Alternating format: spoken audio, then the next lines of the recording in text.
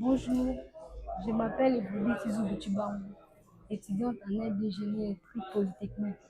Dans ces projets, j'ai exercé deux rôles principaux, la réalisation d'une maison domotique intelligente et la mise en place des câblages de notre système domotique.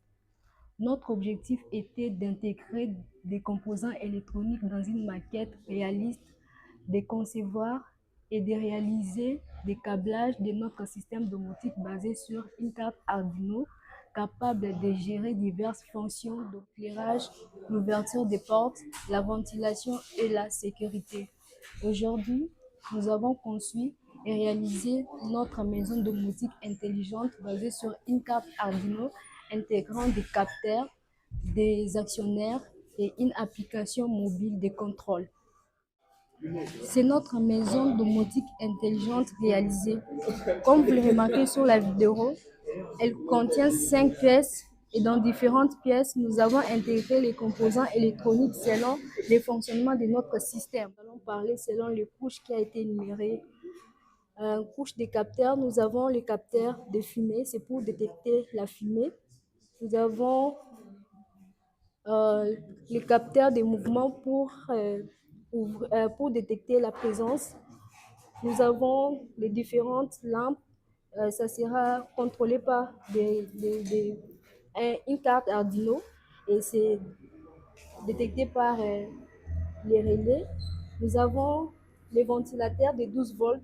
C'est pour la régulation thermique. Je suis Emmanuel Nkala Diepel, étudiant en aide des génies civils de la faculté polytechnique. Dans le cadre de notre projet, j'étais chargé de la modélisation 2D et 3D. Pour l'exécution de notre travail, notre projet, voilà, la maison intelligente, mon espace de travail, j'ai utilisé en fait le logiciel qui est bien connu, AutoCAD, pour une modélisation 2D, mais aussi nous nous sommes en fait pointés avec mon frère dans ce travail pour utiliser en fait le logiciel SketchUp pour une modélisation 3D. D'accord.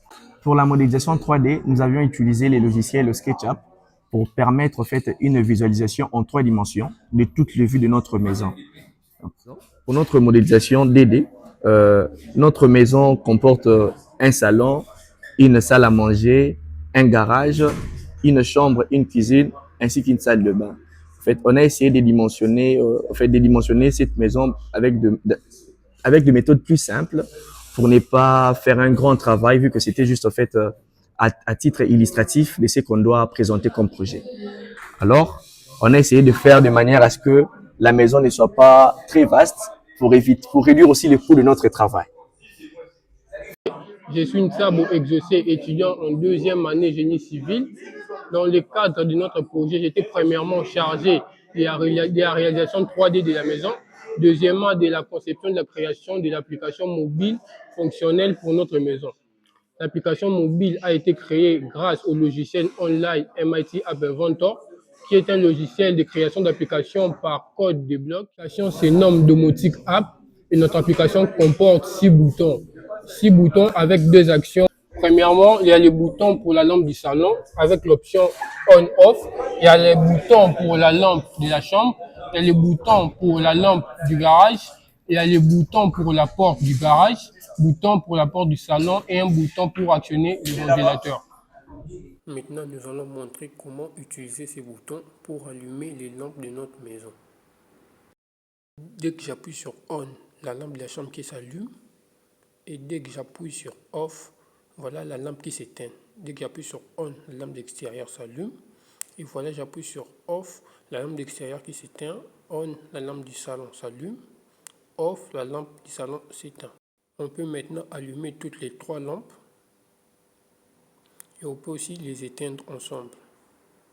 Je suis Caleb Yossa et pour le cadre de notre projet visant à alimenter une maison en domotique, genre maison intelligente, pour la simulation, nous avons utilisé le logiciel Proteus, qui est un logiciel largement utilisé par les électroniciens et les électriciens pour simuler des circuits électriques et des circuits en électronique.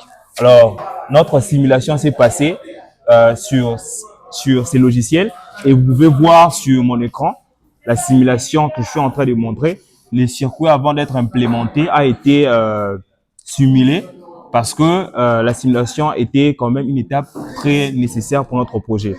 Alors, cette simulation a été réalisée grâce à un autre logiciel de programmation, le logiciel de programmation qui est Arduino, aussi un logiciel largement utilisé pour l'implémentation de code visant à alimenter ces genres de projets, pour notre projet domotique. Vous pouvez le voir, ça c'est la partie software et je crois que toute cette partie est dans l'annexe.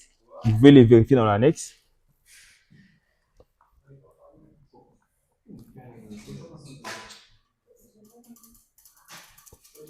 Nous avons notre fichier final, le code final. Ces codes gèrent le software de toute la maison. Ce software écrit dans le langage Arduino gère les lampes de la maison, gère tous les capteurs possibles sur la maison. On a par exemple le capteur de fumée MQ2, les capteurs de présence, les capteurs de mouvement plutôt, les capteurs de mouvement PIR, le capteur infrarouge pour l'ouverture des portes, FC51, et puis gère la partie de la communication Bluetooth. Parce que notre application, notre code communique avec la maison à l'aide d'une application, alors tout est géré dans ces codes ou cette partie software de notre programme. Je suis Chimanka Banza Chris Boaz, étudiant en L2 génie électrique et informatique de l'Université de Kinshasa. Dans le cadre de notre projet qui est la domotique intelligente, j'ai été le chargé du montage avec Proteus et j'ai aussi participé dans le câblage final. Comme vous le savez bien, il a fallu associer à notre maison, la construction de notre maison, un montage électronique pour permettre une bonne domotisation. Alors nous avons pour cela utilisé des capteurs comme la photorésistance, le détecteur de fumée et le capteur de présence. D'ici là, je vais vous présenter comment marche la photorésistance. Voilà pour moi le temps qui est arrivé de vous présenter comment fonctionne la photorésistance. La photorésistance est censée fonctionner de la manière suivante. Lorsqu'il n'y a pas de l'électricité, elle va automatiquement allumer notre lampe extérieure de la maison. Et dès qu'il y a la lumière, elle va éteindre cette lampe. Simulant l'obscurité, voilà ce qui va se passer. Notre lampe doit automatiquement s'allumer. Vous voyez, on observe déjà l'allumage de notre lampe et un bon temps de réponse de celle-ci. Merci beaucoup. Je suis Waliouzi Rachel Esther, étudiante en LD, génie électrique et informatique. Je suis premièrement le point focal du groupe et j'ai été chargée de faire l'achat des accessoires.